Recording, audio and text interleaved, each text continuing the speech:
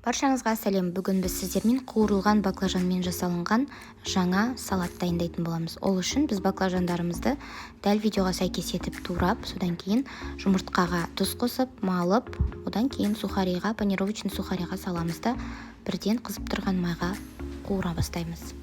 Алдынан артынан екі жағынан қызартып қуырып аламыз, және кабачкиімізді де дәл солай алдынан артынан қуырып аламыз. Кабачкиді сухариға салмай қуырсаңыз да болады.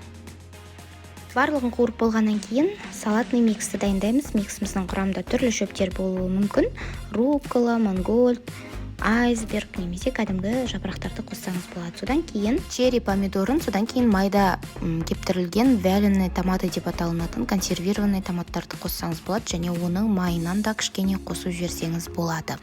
Содан кейін кәдімгі помидорды қосамыз, қияр, және қалаған заправкаңызбен заправлять етсеңіз болады. Ал мен ең жеңіл вариантымды осы жерге бөлісіп кеттім. Енді біз тарелкамызға осы салатымызды саламыз және кезектестіріп кабачок пен баклажанды айналасына дөңгелетіп салып шығамыз. Жаңғақ немесе арахистерді кесіп майдаланған түрін салып, үстіне бальзамический соусты құямыз.